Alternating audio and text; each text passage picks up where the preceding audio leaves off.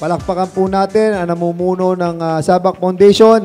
Hindi pa po, Kapitan, si Paring Jun Inyo noon ay marami na siyang pinaplano para po dito sa ating pong nasasakupan. Kaya nga natatandaan ko, nung unang-unang nag-groundbreaking tayo, nag-unang groundbreaking tayo, saan ba yun? Doon, yung ating opisina, no? Ngayon ay naisakatuparan na ang kanyang pangarap. Muli, narito pa ang isang pangarap ng isang terminal.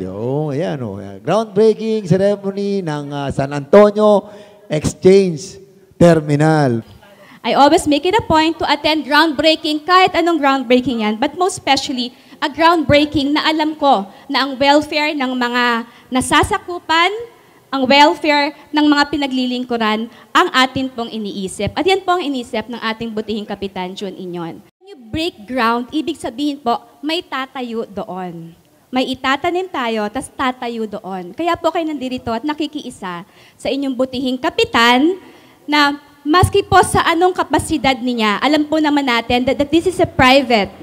Tama ba? This is a private area na ibinibigay niya at inaalay niya sa San Antonio para po magkaroon ng kaayusan, magkaroon ng kagandahan, at higit sa lahat, ang gusto po namin, magkaroon ng pag-unlad ng ekonomiya. Ang aking vision po dito sa lugar na ito ay kailangan po natin magsimula muna ng isang lugar kung saan free-flowing yung transportation. So what I can do to contribute in our community is to build muna a terminal. Kasi lahat po, kung napapansin ninyo, ang ating mga tricycle nakaparada lang sa tabing kalsada. So gusto ko muna may iayos yan.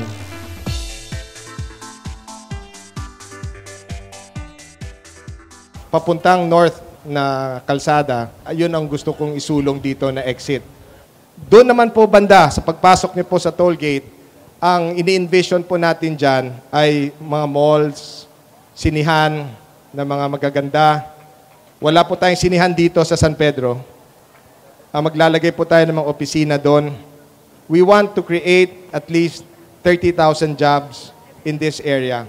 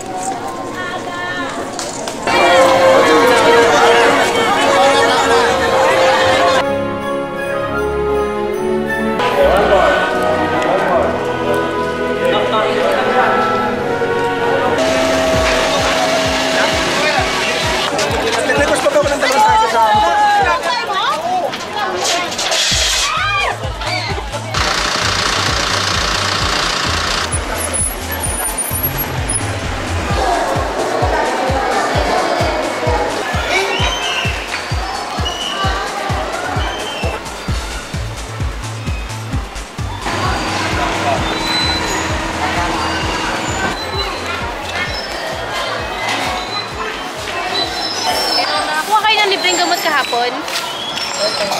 Ay, yung mga bata lang. Nandun po yung doktor sa center ngayon.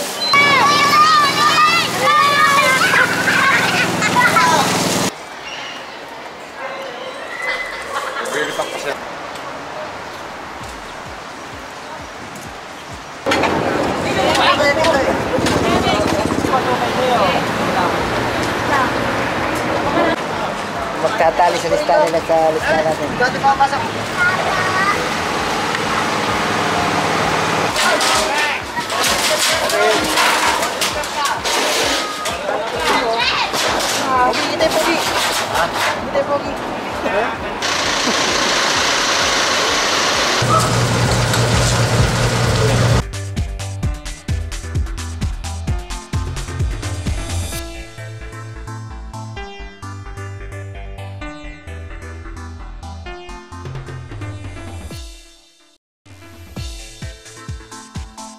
Nagkakaroon po tayo ng usok. Tapos recorded rin po yung nakakahilo ng mga amoy. So, ito po mga bagay na ito na well documented na po ito. That's why pumunta na po ako dito personal. Kung ang assuming na malinis nga yung air emissions, bakit po nga nakakahilo ang amoy? Whether it be malinis yung hangin na sinisinghot nila, no? Basta kapag nakakahilo na po yan, engineer, alam mo, maski pa nung sasabihin natin explanation yan, malabo po yan, explanation yan, basta nakakahilo na. Diba?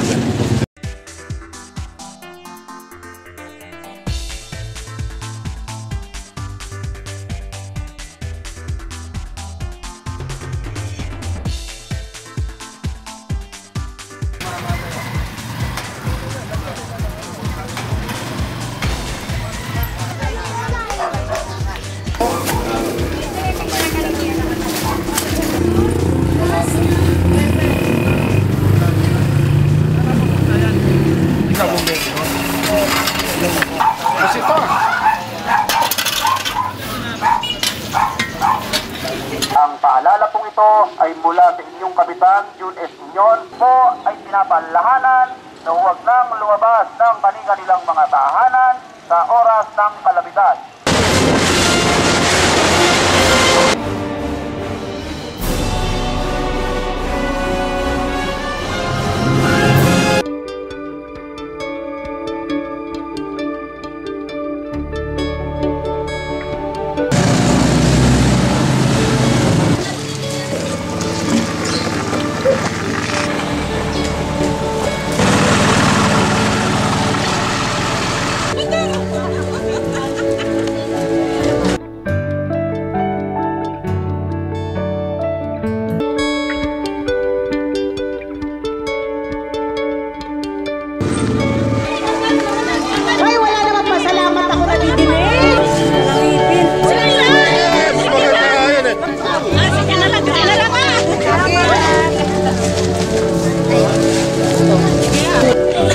Maraming salamat.